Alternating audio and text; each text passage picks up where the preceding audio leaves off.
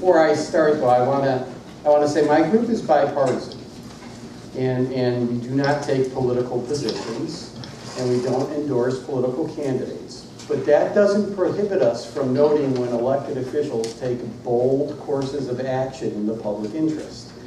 And State Representative Naomi Jacobson should get a lot of support for taking the bold position that we need to fix tax policy, make it fair, ensure everyone pays their fair share, and staking a political career on that. So it's not frequent we get elected officials that are willing to step to the plate on this issue, and I think we should applaud those who do.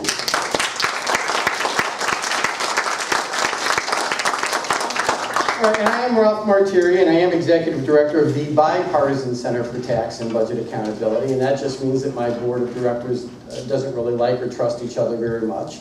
And that's a really good thing, because we have very different ideological views on our board, but they hang them at the side and say, we will, irrespective of our worldview, support a data-based, evidence-based approach to making public policy better in the great state of Illinois. Now, unfortunately, that's not the way the political debate is handled most of the time, so I really appreciate my board members for being willing to support us because we take on these tough issues. One of my board members is here. I'd like to introduce Marlise Trover in the back. Marlise, if you'll wave. And she's also affiliated, I believe, with Eastern Illinois, with the Educational Leadership Program. I'm going to try to take what's going on in Illinois and put it in context, because I think one of the real problems with fixing tax policy is it's dealt with in a silo. And what folks don't understand is how tax policy very much impacts everything we do care about that state government does. So this is a chart that I love and most people hate, but it's loaded with numbers, which is why I love it. It is the general fund budget that was passed for the current fiscal year, the one that we're living in right now, 2014. You look at the very top line there, that's total expenditures for the year, $35 billion in our general fund. What you will hear people say is Illinois has a spending, not a revenue problem. We shouldn't look at tax policy for a solution. We should look at bringing spending under control. It's really spending that has driven our deficits and our real problems in this state. There are no data that support that contention. So that $35.7 billion is $179 million more than last year's general fund budget. But it's not spending on services that's gone up. That second bullet point you see, hard costs, it's basically non-discretionary spending on two things: debt service, whether owed to the pensions or owed to outside creditors, and the local government distributive fund, the money the state shares by law with local governments. That, this year, has increased by over $800 million from last year's budget. So if the total expenditures are only up $179, but your debt service and your hard costs are up by more than that, what's happening to your spending on services? It's going down. And that's precisely what's been happening in Illinois. You get down to this bullet, that's what the state is actually going to appropriate to core services this year. And you can see I've listed them: healthcare, pre-K through 12 education, higher ed, human services, public safety, etc. Then my favorite line in your budget, Naomi, they always have it every year, the unspent appropriations line. That means there's $500 million of these appropriations they know they're not going to spend because they don't have enough money to do it. They just haven't decided what's being cut yet. So if you are in higher education or K-12 or early childhood or human services and you have a line in the budget that's an appropriated expenditure for you, you may not get it. It's really the maximum possible appropriation you could get. As the budget year wears out, decisions will be made on what will and will not get funded. So the bottom line is, our total expenditure on those core service areas is going to be only $24 billion out of the $35 billion spent. The rest is primarily hard costs, debt service, and transfers to local government. This is how that spending compares to last year, and you can see a couple of areas got a nominal dollar increase across the board, and a couple of areas were cut. But we continue to struggle with a deficit in Illinois, and the fact that we are cutting service areas from one year to the next, the fact that we have a deficit accumulated in the core service part of the budget is really a matter of concern for every voter and taxpayer in Illinois, because of how that money is spent. Who has heard state government needs to fix its priorities in order to solve these problems? Have you heard that? Show of hands, priorities. Okay, this goes back almost 40 years. Illinois state government has spent its general fund money on 4 things. 9 out of $10 go to education, healthcare, social services, and public safety. Which of those is the poor priority we need to reevaluate? 9 out of $10 goes to education, health, social services, and public safety. That's our service budget. It's unbelievable that people can say these represent poor priorities. In fact, poll after poll indicate that voters and taxpayers very much expect state government to continue to provide these services and provide them at a very robust level. A funny poll done by the Senator Paul Simon Institute at Southern Illinois University asked us generally as voters, hey, the state's got this big budget problem, what should it do to solve it? Should it raise taxes or should it cut spending? And about 58% of the state who were saying said, cut spending, don't raise taxes. More than half. A greater percentage across the board, though, said, don't cut education, 68%. Don't cut health care, 65%.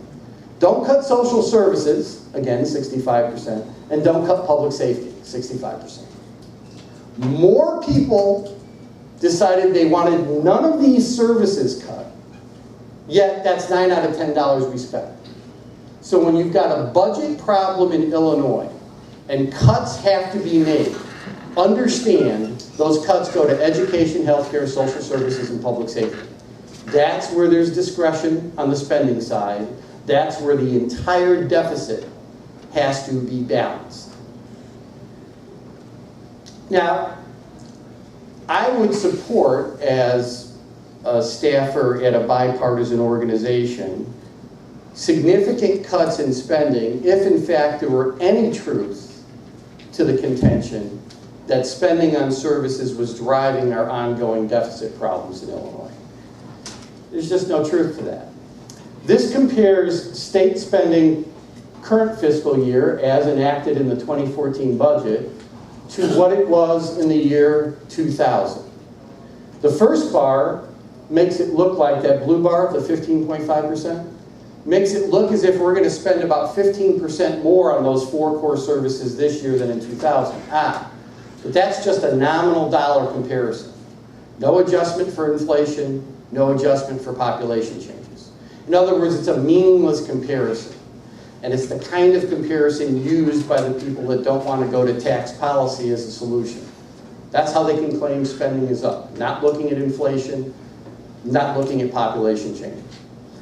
The middle bar takes 2014 expenditures on services and adjusts it for inflation and population growth and then compares it to the year 2000. The second you adjust for inflation, and in the middle bar we use the Consumer Price Index, the CPI, spending scheduled for this year will be 23% less in real terms than in the year 2000 on education, healthcare, social services, and public safety. Now, the Consumer Price Index is really a great inflation metric for the economy as a whole, but for that very reason, it's not the best inflation metric for public sector spending. I mean, the economy as a whole includes things like Pop-Tarts and Twinkies and hair care products. And state government doesn't buy a lot of, Pop-Tarts or Twinkies, or since Blagojevich has been gone, hair care products. What state government buys is labor. Think about those public services the state funds. Education, health, social services, public safety. Every one of them is labor intensive. And approximately 80 to 85% of the state's budget is in fact the wages or the salaries of the teachers and the social workers and the healthcare providers who actually deliver these services in our communities. So there is an inflation metric that's tied to the cost of labor over time, the employment cost index. Using that more accurate inflation metric and doing the same evaluation, we could purchase with our expenditures for 2014, 28% less in services than what our expenditures could purchase in the year 2000. That is a dramatic, real cut in spending on services. And it's not just an inflation-adjusted cut if you look at more recent budget cycles. From the year 2009 through the year 2014, in nominal, non-inflation adjusted dollars, our aggregate spending on those four core services will be $4.7 billion less this year than in 2009. Education, health, social services, and public safety in nominal dollars, without accounting for inflation, have been cut by $4.7 billion just since the year 2009. Now, I wanted you to get a feeling for it's an across-the-board cut. So this is an inflation-adjusted look at every one of the key lines, pre-K through 12 education, higher ed on down, 2014 compared to 2000. And what you can see is across the board it's a cut. Pre-K through 12 will be $800 million less this year after inflation than it was in 2000, a 10% cut. Higher ed, not that anyone in this room cares about higher ed, but higher ed, 40% cut. A lot of this is a legacy of the Blagojevich administration. I don't know if you recall, but the first few years of the Blagojevich administration, some very meaty cuts were made to the higher ed approach. They have never been made up for since those cuts were first installed, but we're continuing to cut higher ed. Even healthcare, which everyone complains about, we're going to spend 19% less on healthcare this year, and that includes Medicaid, than we did in the year 2000 after you adjust for inflation. So these cuts have been across the board in Illinois, and they've been to every service area. So I want to deal with some of those arguments that come up against changing tax policy to add revenue on a more fair and sustainable basis to fund services. They say, well, spending has been driving our cost up. No, it hasn't. And we need to enact some cuts before we can even talk about taxes. We've enacted cuts. The state of Illinois has very much scaled back its investment in the core services we expect and demand and should expect and demand. And it's time that we start looking at the other side of the ledger to see what role tax policy has played in creating our difficult fiscal condition. Now, a lot of noise is made about this temporary tax increase and how, in fact, I just did a debate with the Illinois Policy Institute where they said, you know, we passed this temporary tax increase, we raised about $7 billion, $8 billion in new revenue, and nothing's changed. It hasn't helped at all. It's, you know, services are still being done, all this rhetoric. Our state deficit for 2011, 12, 13, and 14 is the green bar up there. You see it varies from 9.1 billion to 8.9 billion over that sequence, right? That has been our accumulated state deficit in the general fund. So if you think about that, got an $8 to $9 billion deficit. We only spend $24 billion on services. Our deficit's about 36%. That's a pretty big deficit, and it's in those four core service areas. But that includes the revenue that we've raised from the temporary tax increase. So we just reran the numbers and took out the new revenue from that temporary tax increase. Gee, what would Illinois' fiscal condition look like? Making those same cuts to services, $4.7 billion in nominal dollars over the last 5 years alone, et cetera, the state's actually done. Without that revenue, last year our deficit would have been $25 billion. Our entire services budget was $24 billion. This year, the deficit would be $34 billion. Our entire general fund, including our debt service, pension payments, and local government payments, is $35 billion. Without that temporary tax increase, I can tell you the cuts to services would have been far more dramatic than what you've seen. And that temporary tax increase is the only thing keeping the wheels on right now. Now, the good news about that temporary tax increase is it raised some significant revenue the state really needed to maintain its investment levels in services. The bad news, twofold, it goes away real soon, and it added no fairness to the tax system. It got us some revenue, but it didn't make tax policy any fairer for taxpayers or people. So I think that graphic illustration tells a pretty strong story. Now I know Representative Jacobson has heard this, but I want to hear who else has heard this sort of rhetoric. So who has heard an elected official say, or a candidate for office say, I will never support a job-killing tax increase? Show of hands. Everybody heard that? That is brilliant political rhetoric. Because I have never seen a candidate run for office as the anti-jobs candidate. Oh, you elect me, I am going to crush the economy and have jobs run. No. Everybody, jobs good, right? Voters, jobs good. And the other brilliant part about that rhetoric is it fits on a bumper sticker and it fits on a mailer. So if you have a state rep or a state senate race, you could just mail that in to the district if your opponent in the race happens to be for some sort of revenue enhancement, and boom, well, I don't want to kill jobs. The problem with that rhetoric is, like the complaints levied against the spending side of the ledger, the data don't support it. So now we're going to use numbers that my organization really didn't create. They are based on the work of a guy named Mark Zandi. Do y'all know who Zandi is? He's the top economist at Moody's.com, the bond rating agency. So he's a bond rating economist, PhD. And he's no liberal, just in case you think he's some lefty economist out there. No. When Republican Senator John McCain ran for the presidency a few years back against Barack Obama, Zandi was McCain's principal economic advisor. He's a Republican, moderately conservative PhD economist working at a bond rating agency. He looked at the impact different fiscal actions government can take, cutting taxes, raising taxes, cutting spending, etc., in response to a recession, and how it impacts job growth in the private sector. And he looked at actual historic data, what really happened in the past, given these different things government has in its toolkit to choose from. And then he created a multiplier, said, well, for every spending cut of $1, X amount happens to the private sector. For every tax increase, whatever. What he found was very interesting.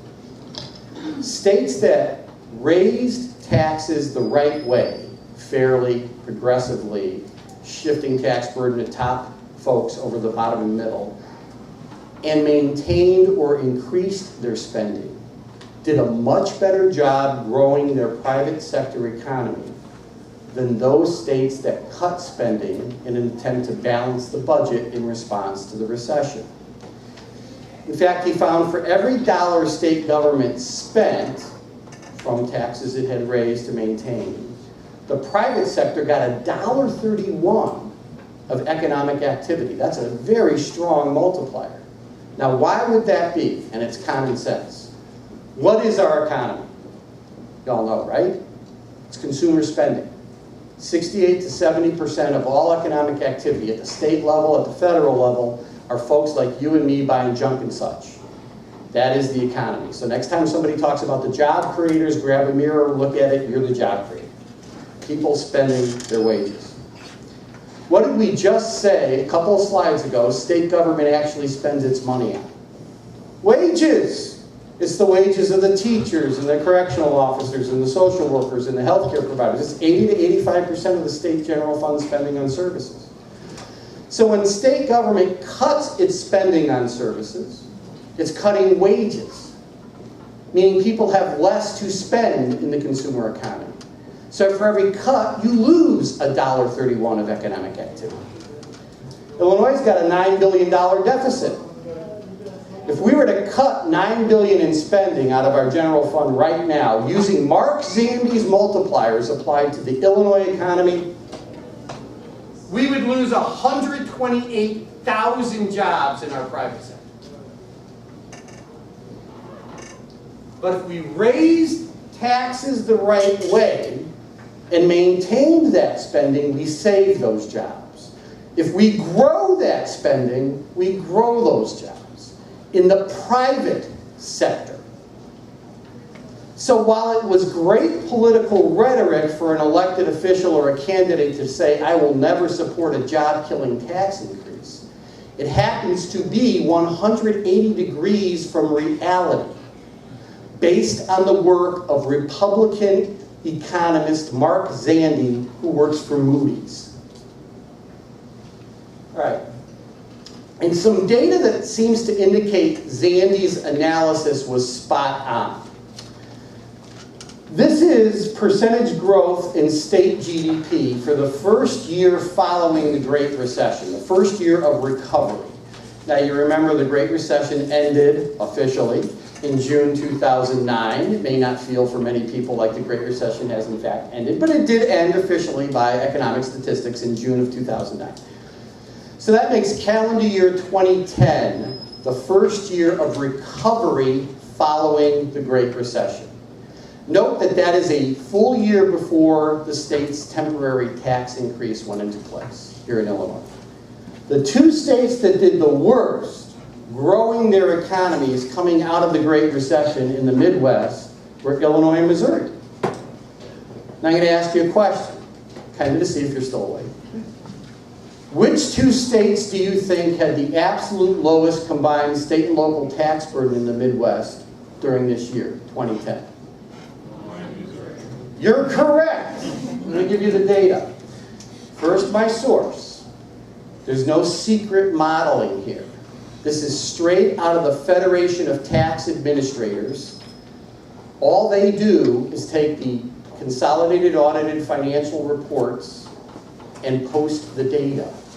They don't model. They do something we at CTDA like to call math. They do math.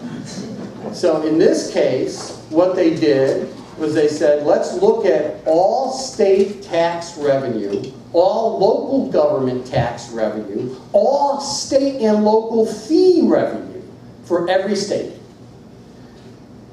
Divide it by personal income and see what the tax burden in that state really is.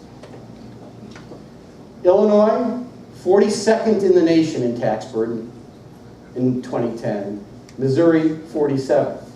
So our much higher tax neighbors did a much better job growing their private sector economies in the first full year following the recession. Why would that be? It's because their revenue systems are better than ours, so they didn't have to eviscerate public sector spending as much as we did, and hence didn't harm their private sector economy as much as Illinois and Missouri did. The data are right there to look at.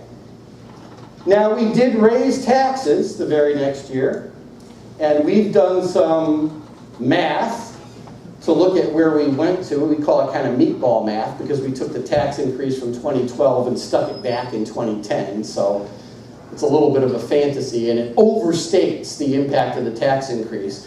And Illinois jumped way up from 42nd in the nation to total state and local tax burden to 35th, bottom 15. We did not become Taxachusetts, okay? So all these people that try to claim Illinois is this high-tax state and blah, blah, blah, they aren't looking at the real data, or they are consciously choosing to ignore it. So then, I think before you get into resolving your tax policy, now we understand sort of what the state spends its money on, that its priorities are good. We understand the deficit is significant. We understand spending hasn't driven it.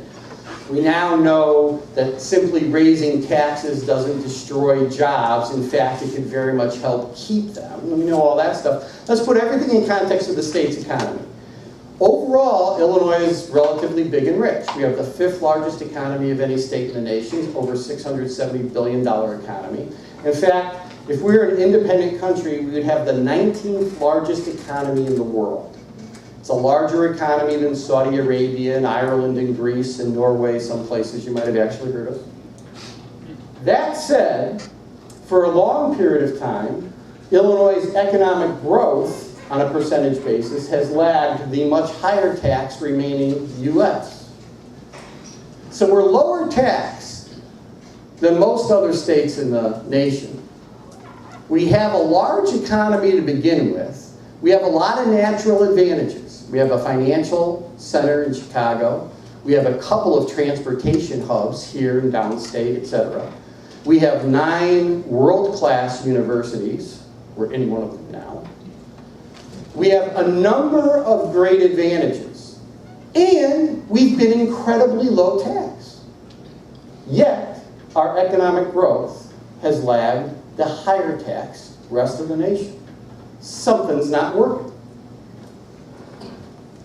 I'm going to argue that part of what's not working from an economic growth standpoint is how we fund our schools, and that is very much tied to our poor tax policy. So I don't know if you follow K-12 funding, but we start off with something called the foundation level.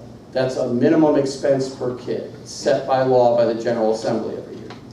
Now our foundation level in Illinois doesn't include a lot of things. It doesn't include the cost of special education or poverty or transportation. There are a lot of things that aren't in it. It's really supposed to be just the basic cost of educating a child. What goes in the classroom, teacher salary, textbooks, technology, that kind of thing. Back under the administration of Governor Edgar, an organization was appointed called EFAB, Education Funding Advisory Board. EFAB's job was to take the foundation level that we have in Illinois and actually tie it to a standard. The standard they picked was, gee, what would it really cost per child to buy an education of sufficient quality so that we can expect 2/3 of our non-at-risk children to pass our state tests. And run by that standard again. It's the cost of getting 2/3 of the non-at-risk kids passing tests. So the first thing, it's not enough money, the EFAB recommended foundation level. It's not enough money to educate all of our kids. It throws 1/3 of them out the window to begin with. Actually, it throws more than that out. Because remember, I said it's 2/3 of the non-at-risk kids. At-risk kids who come from poverty or have special needs or are English language learners, those are the technical populations that comprise the at-risk population overall. We never bother to figure out what it will cost to educate them. So we throw all those kids under the bus. So now we're talking about the cost per child of purchasing an education of sufficient quality so that 2/3 of our children with a reasonable likelihood of academic success will be passing tests. That's our standard in Illinois, the EFAB standard. Back in the year 2003, the actual foundation level per child in Illinois was $120 less than the EFAB recommendation per kid. We have over 2 million children in our school systems. By 2014, the current year, our actual foundation level has grown to be $2,500 less per child than the EFAB recommendation, which is that pretty tight, narrow cost of getting 2/3 of the non-at-risk kids passing tests. I argue that's an insufficient amount of education funding. You can give me the counterpoint, I'm willing to listen. Doesn't look good. And the brilliant thing about, and by the way, it's actually worse than this says. Because for the last 2 years now, this year and last year, we haven't even funded our full stated foundation level. So our stated foundation level in Illinois is $6,100 per kid. It should be over $8,000 per kid. And we're only going to fund it at 88%. So 88% of the 6,100, that's going to be the foundation level this year. So not even, this is the sort of Pollyanna picture. Now, the brilliant thing about our woefully underfunded education system at the state level, starting from this low point, is that once they've set this foundation level, then the state of Illinois doesn't bother to pay for it. In fact, it pushes most of the obligation for funding the foundation level onto local property taxes. Here's the national data. In Illinois, Illinois is in the red. You go to the far right. Illinois pays for 27% of the cost of K-12 education from state-based resources. The national average is for a state to cover 46% of the cost. The feds cover 9 to 10.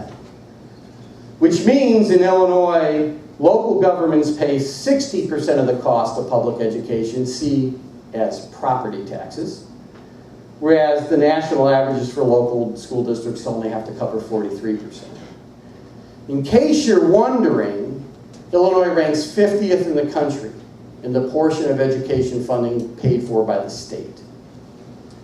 So obviously, this has created quite a significant property tax burden for people in Illinois.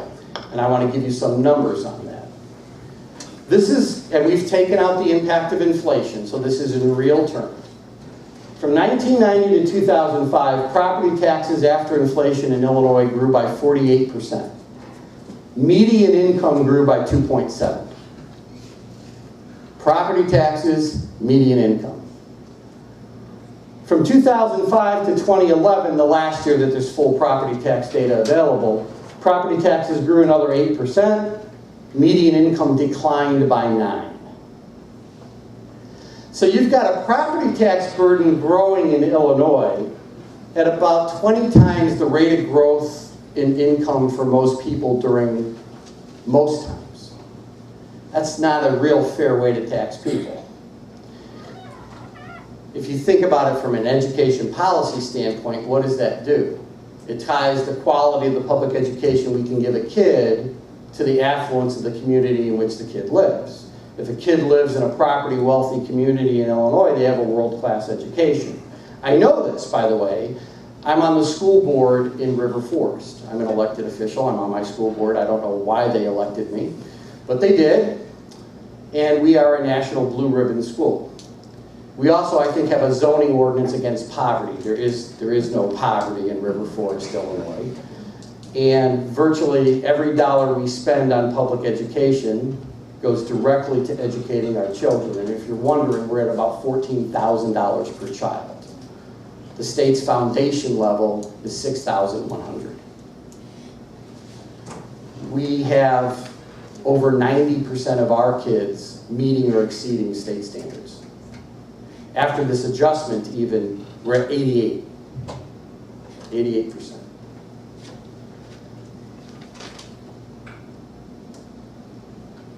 But I said I was going to tie our lack of investment in public education to the economy, and the data here are compelling, and I think a lot of you know this data already.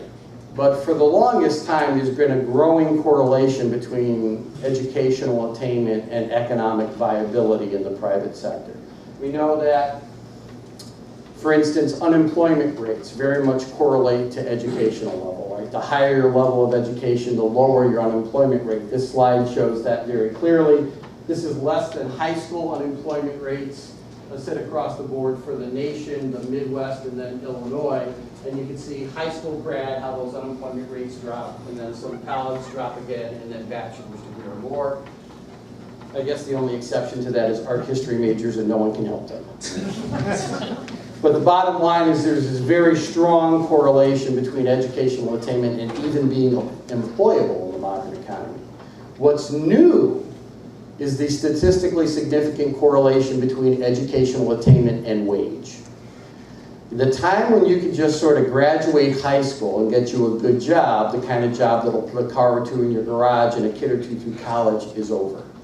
Since 1980, the only cohort of workers in Illinois and America that have seen their incomes increase at a rate greater than inflation, that means real growth in purchasing power, have a college degree. Every other worker is earning less today than in 1980. So you really got to learn to earn. Then there's the wage data on gaps between, bless you, again, I'll go for 3. I'm good for that. Generally, I do 3.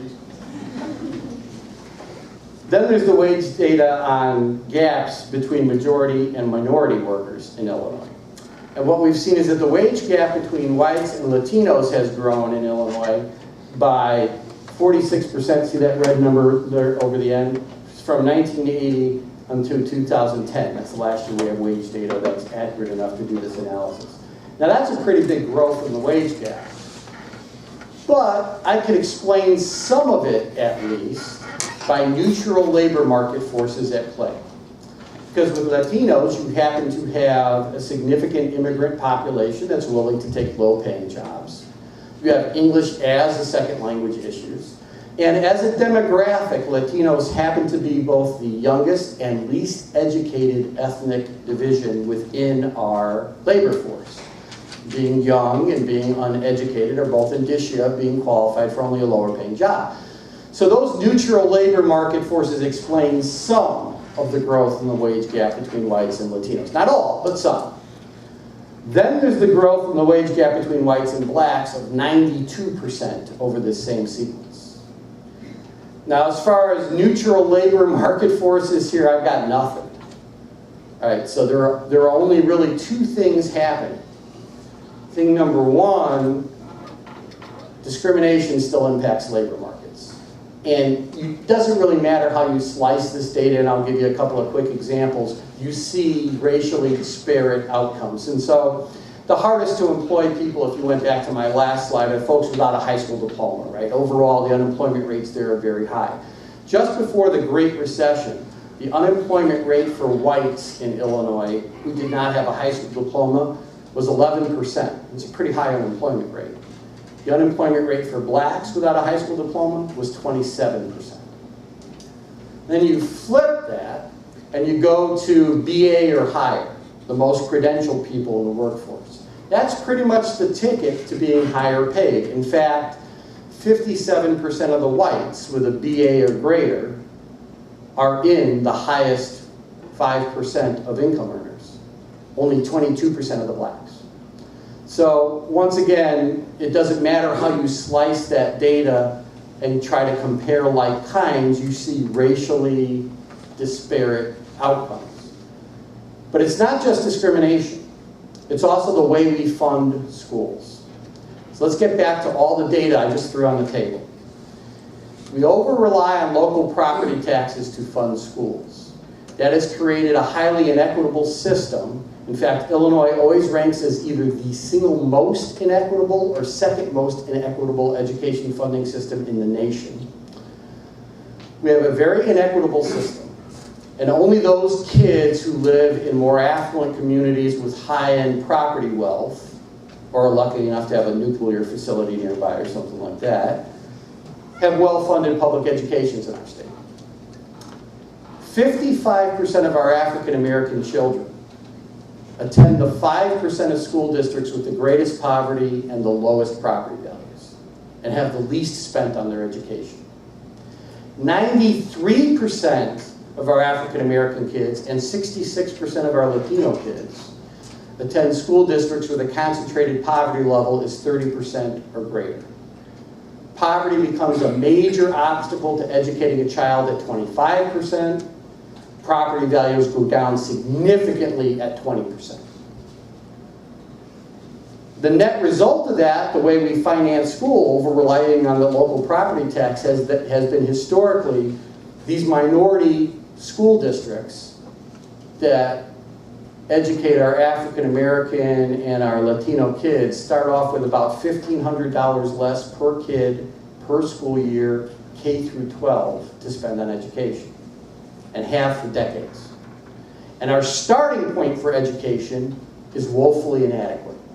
And these kids are starting out with even less. And if you segregate out a portion of your population for a particularly woefully funded education for decades, the kids coming out of those schools will not have the numeracy literacy skills they need to go on and credential themselves at the next level, so they won't. And that will show up in your wage data, and it has.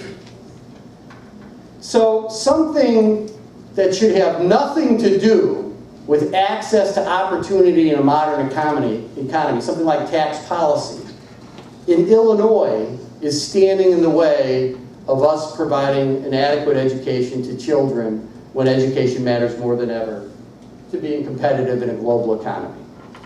So now that we know all that about Illinois, let's get to fixing tax policy, because I think that might be why some of you actually came.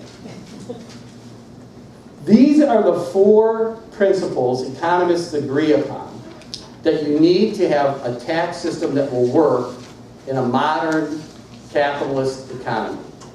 Now that's an amazing thing to say, right? I've heard if you took all the economists in the world and you laid them up end to end, you still wouldn't reach a conclusion. Have you heard that? But here, oh come on, this crowd should love that humor. That's special for you. All right.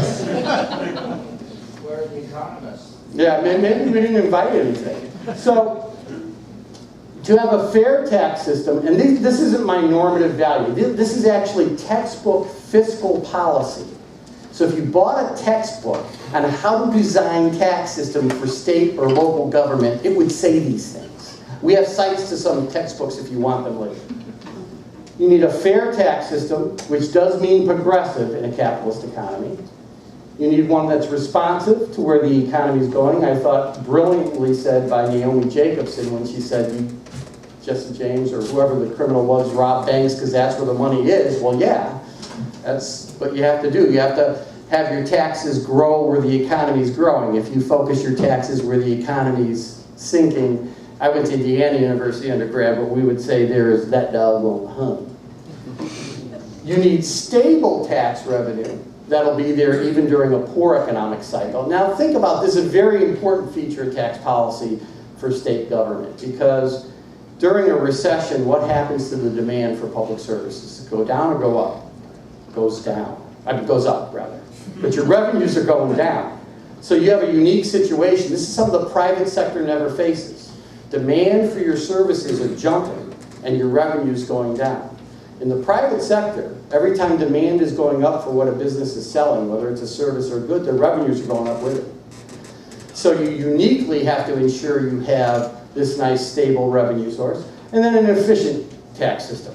Illinois, sadly, is 0 for 4.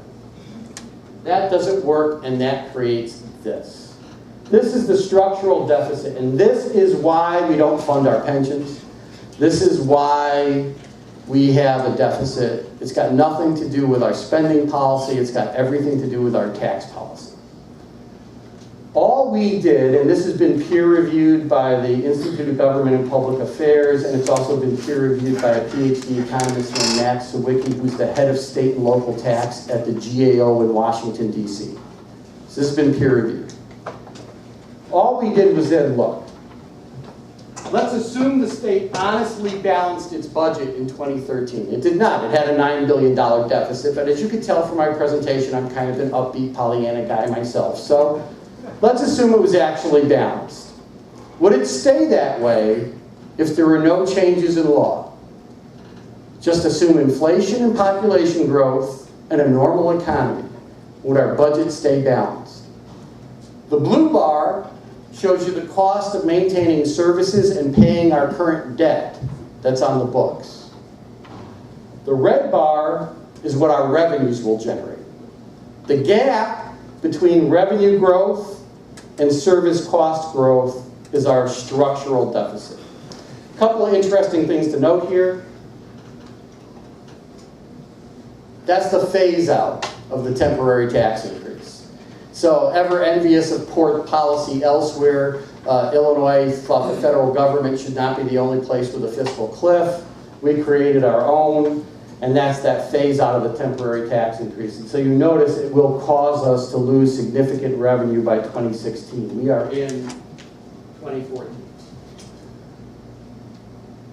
But the more important thing is look at the slopes of the two bars. See how this one's a lot flatter than the blue bar? So even if that temporary tax increase was maintained, we'd still have a structural deficit. That's the green bar. The green bar shows you how our revenue system will behave if we just keep that flat 5% rate. You'll note revenues won't grow with our costs, and we'll have a deficit, and it's significant. It'll get worse over time. And that's because our tax policy doesn't work in a modern economy, and we need to fix tax policy or we can't solve the problem. Cutting won't solve it. Let's assume 2020 is a gubernatorial year. Let's assume in 2020 we elect Oberweis, governor of Illinois. Yeah, look, we elected Rod twice, we could do it. He says, I'm going to cut spending right down to revenue. Pick your revenue line. Let's just go down to green. So he does. The very next year, the rate of growth in our cost line will be greater than the rate of growth in our revenue line. And the very next year, we'll have a deficit. Because at a minimum, our cost grows with the economy. But because our tax system doesn't match the economy, our revenues do not. That's the problem. So this problem has been going on in Illinois since at least the late 70s. That's the first time, I think it was the University of Illinois did a study showing that there was a structural deficit here. And so, since politicians didn't want to deal with tax policy, what they decided to do was to paper over this structural deficit with debt. They wanted to borrow money. They wanted to borrow money for a long time, but they had to find an easy source. And what they chose was the pension system. Because that's really debt the state owes to itself, in a way, right? It's both lender and borrower. So they just didn't fund pensions, send an IOU to the pension systems, and took the revenue that they should have put in the pensions, and instead used it to pay for services, to paper over that structural deficit. In 1994, our unfunded liability in Illinois had grown to $17 billion. It probably doesn't sound like a lot right now to you people, but we were only 54% funded then, one of the worst funded systems in the country. By the way, that $17 billion in debt was twice what our state owed those pension systems from just 5 years earlier. So in 5 years, we doubled our unfunded liability. We were borrowing against the pensions that aggressively.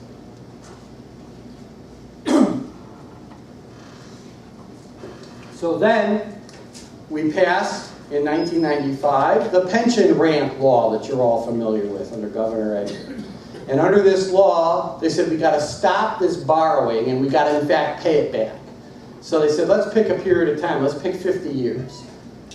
So by the year 2045, 50 years from 1995, if we make the payments that this new debt repayment schedule we're pushing on the state requires to be made by law, and they set it all by statute, then in the year 2045, our 5 pension systems will be 90% funded across the board. Now they passed that. Think about what this did. They took our cost bar, and they said, now we've got this debt repayment vehicle, we're calling the pension ramp. It's just debt. It's not pension, it's debt. We owe the pension system. We're going to move that up. Now we've got to make these payments. And they didn't pass a nickel of revenue to fund it. So who thought that might work? And the answer is no one in the General Assembly at that time. And in fact, by law, the pension ramp continued the practice of underfunding the pensions and diverting revenue to the general fund to pay for services for 15 years. By law, the unfunded liability was grown from that $17 billion figure to $45 billion in 2008. That was our responsible funding law. And we all know what happened in 2008. The Great Recession. Kaboom, financial markets. We lost a bunch of investments we already made. Then, of course, we decided to reevaluate a lot of the actuarial principles looking at our pension systems. I mean, frankly, you public employees keep living longer than we want you to. Other things were changing in the economy, so they changed some assumptions for the pension system, and we magically went from $45 billion to $95 billion underfunded overnight. So far to point. how much have I said benefits contributed to the growth of this unfunded liability? Have you heard me mention that? Yes or no? No? You know why? Because benefits aren't the problem. This is from COGFA, you know, the Good Commission on Government Forecasting and Accountability. State's own numbers. These are the dollar values attributed to different factors that grew our unfunded liability from 1996 to 2012. This is the last year there's data for it. The blue factors are the ones that are inherent to the pension systems themselves. Changes in assumptions, people living longer, benefit increases, salary increases, everything that actually contributed to the unfunded liability that's due to the pension systems themselves. If those were our only problems, today our systems, which are only 40% funded, would be about 76% funded. There'd be no crisis. We'd be able to get to the healthy 80% in a 30-year window using actuarial sound principles with no sweat. The green bar is the Great Recession. $15 billion. That's a lot of money to lose. Even that, coupled with the unfunded liability, we'd be north of 65% funded. And that's not great, but we could still probably deal with it. Look at that big red bar. That $32 billion is the additional borrowings by law of underfunding that we diverted to other purposes. It's a debt problem. It is not a benefit problem. It's not even a Great Recession problem. And these are the state's own numbers, and they know this. This is the brilliant pension ramp. This is how backloaded the payments are. Look how they jump from year to year to year to year. Anybody here have a mortgage? Anybody? Mortgage? Everybody have one at one point? You guys have all paid off your mortgages. Yeah, lucky you. I eat a lot of bologna. Do any of your mortgages have magic jumps every year in how much you have to pay? Or is it a flat dollar amount? It's a flat dollar, isn't it? Why? Because you and your bank are sane. What you did was you sat down at the time of your loan and said, all right, you're going to pay this back over 30 years. Let's figure out how much you could afford this year. And that's how much you're going to pay every year to pay it off. And you're both betting that that's then going to be doable. Because if you could afford it in year one, after inflation, it's a diminishing obligation to you in year two. Hopefully you get a raise. So over time, if you could afford it in year one, you should be able to afford it over the life of your loan. In our case, the state of Illinois sat down with itself. So there wasn't a lot of excess sanity in the room. And it said, how do we design our repayment structure so that we being politicians in 1995, don't have to deal with this problem, and we can kick it down the road to somebody else? This was the answer. No one ever thought the state would make these payments. You can't, I'm pretty good with tax policy. I can't design tax revenue to jump like that every year. Just can't do it. So it was always intended that this repayment schedule would be thrown out at some point and the state would re-amortize its debt. That's not one of the options on the table right now. I do want to show you how much debt is driving this problem.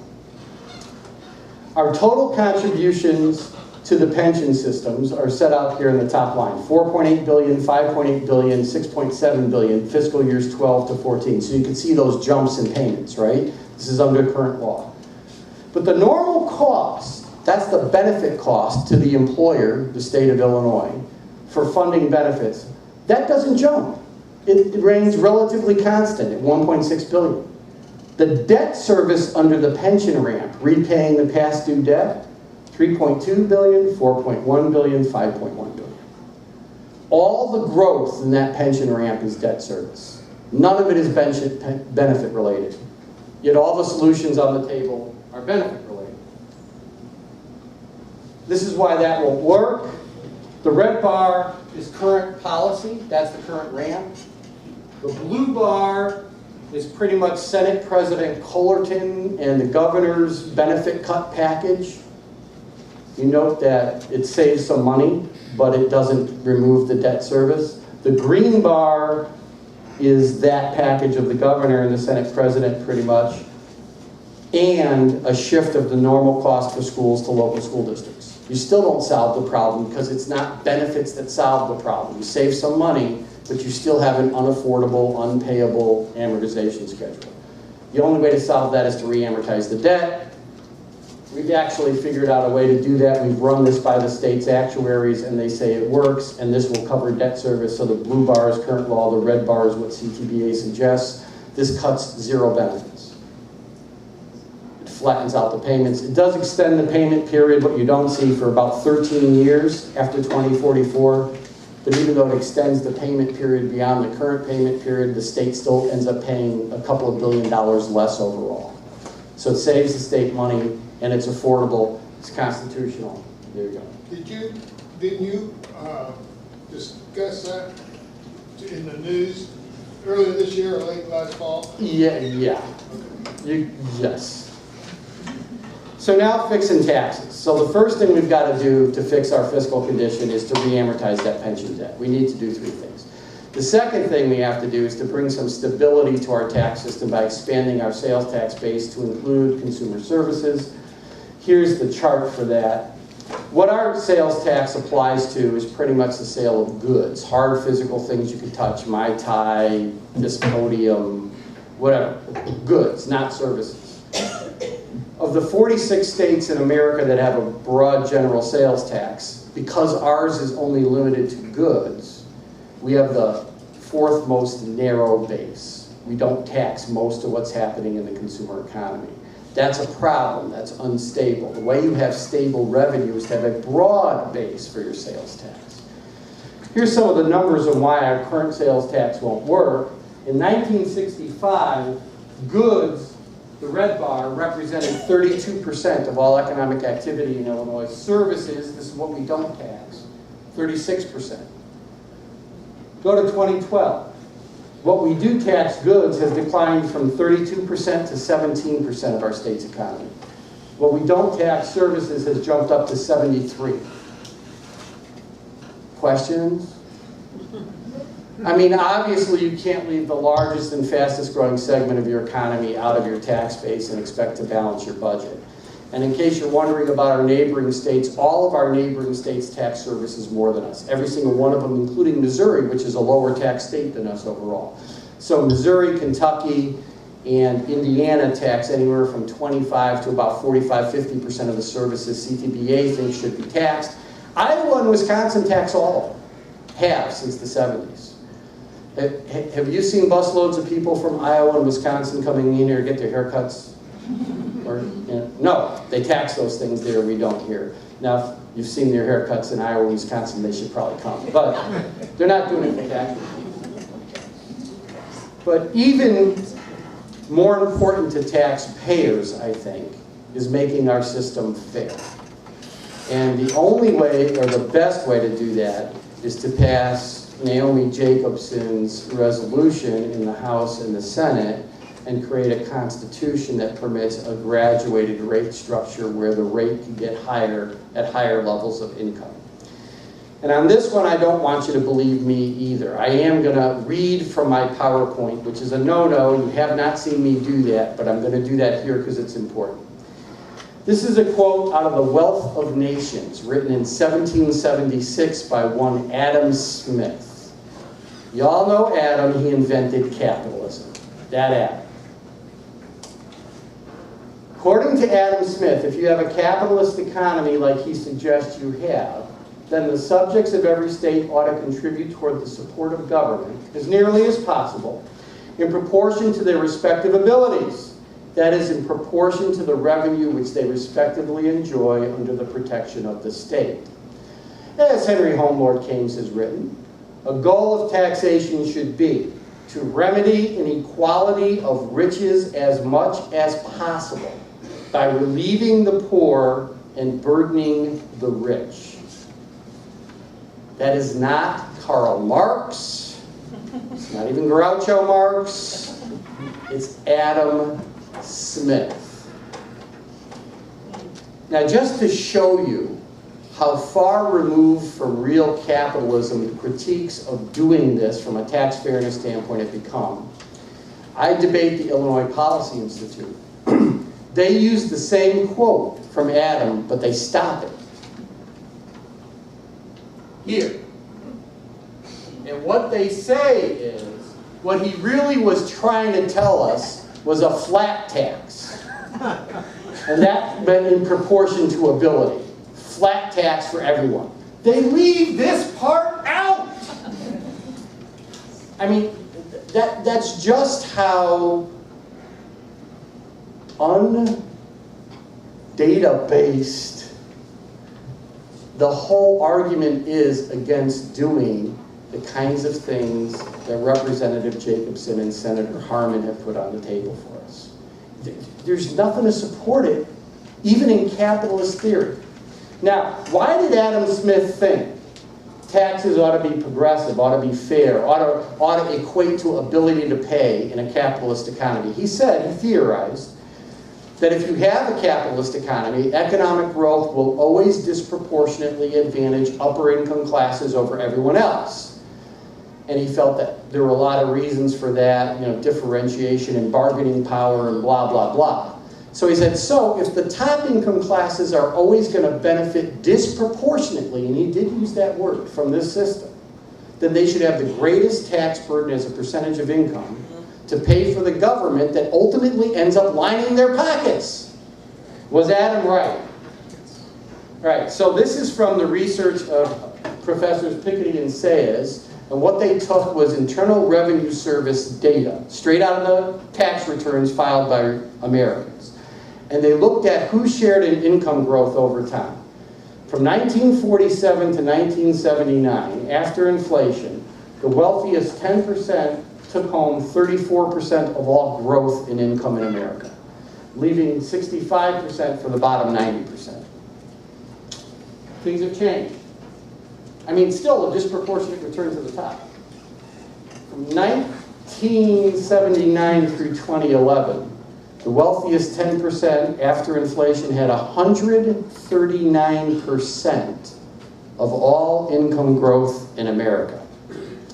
How much is all of it? 100%. They got more than all the income growth in the nation. Meaning 90% of the country, on average, 39% less today than in 80. So to be fair, you want to focus your taxes up here, where people are paying it out of their growing wealth, right? You don't want to focus taxes down here, where people are, in fact, according to the data, paying it out of their growing poverty. Flat tax ignores this. In fact, Illinois ignores this. This is tax burden as a percentage of income by income class in the state of Illinois. You see that the poorest 20% in Illinois pay over 13.8% of their income in state and local taxes. The top 1%, 4.9%. This is taxable income. This includes sales tax? Yes, this includes sales tax, property tax, every other kind of tax. So obviously we've got it all wrong. And the best way to fix this, or one of the best ways to fix this, at least from a fairness standpoint, is to have the Constitution permit a graduated rate structure. And that's why we need to pass this amendment. And you really do need to work on your local legislators to come in and support Representative Jacobson and to support Senator Harmon and to really move this through. This should be good bipartisan policy. Because ultimately, amending the Constitution is up to us on tax policy. So when you go sell this to your local elected official, if they are against it, and a lot of people are going to be worried about it, you could say, who are you to deny me the right to vote on how I want to be taxed? I don't care if you're liberal or conservative. Your voting to allow this to come to me is simply letting me decide as your constituent how I want to be taxed. Are you afraid of me? I think that that's an argument that's hard to overcome. So voting for it doesn't even mean you support it. It means as an elected official, you support allowing your constituents to decide whether they want to be taxed fairly or not. We've also run, I think Representative Jacobson has a very interesting approach to this, and what's great about having a graduated rate structure is you could do it in a number of different ways. You could design a number of different changes to the tax code to adjust tax policy. In our case, we did a slightly different than Representative Jacobson, but once again, similar outcomes, where income tax payments were literally reduced for 94% of the tax filers in Illinois, increased at only the wealthiest 6%. And so taxable income, you see, it'd be taxable income of $150,000 or less would on average receive income tax reduction. Remember, taxable income is after all your credits and deductions and blah, blah, blah. So this is not a gross income figure. And I'm going to end with, okay, so all the arguments at the end of the day against this come down to one thing, and it's usually economics. And it's usually if you go to a graduated rate structure, you will harm your state's economy. I hope I've given you enough data to know that that's really a specious argument. It doesn't hold water, it's not supported by any data. But there is a really interesting study done by the Institute of Tax and Economic Policy, and they looked at the 41 states in America that have an income tax. There's only 41, 9 do not. And then they cherry-picked. They looked at the 9 states with an income tax that had the very highest marginal income tax rate structures. The Californias, the New Yorks, the New Jerseys, very high tax rates. And then they compared economic growth over the last decade in those 9 states with the highest income taxes in the nation versus the 9 states, the Floridas, the Texas, and whatever, that have no income tax at all. Here's what they found. Their high income tax states had better growth in state GDP per capita than the no tax states, better change in median wage, and identical unemployment rates. There is no statistical correlation between being low tax and economically competitive at the state level. None. And anyone who tries to make that case is full of it. So the bottom line here is clear. Illinois has a fiscal system that simply doesn't work in a modern economy. It is shortchanging core services. It is frustrating the state's ability to invest in really important things that do drive long-term economic growth, like public education and infrastructure. It's frustrating our ability to take care of the most vulnerable members of our society.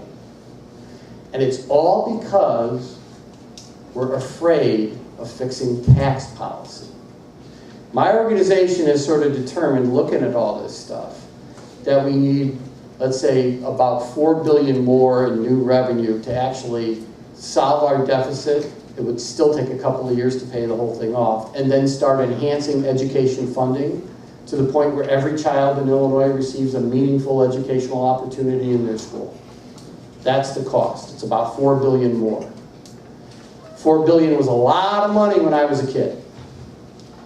Illinois has a $671 billion economy. That would be taking less than 1% of the economic activity in our state in taxes and devoting it to these core services. That's what's standing in our way. Less than 1% of our economy. Really? It's time for us to just face facts here. We do have a tax policy problem, we do have an unfair system, and we need to reform taxes to make them work. They need to be more fair, they need to be more stable, and if we did that, we will have the opportunity to create a better tomorrow. So thank you. And I will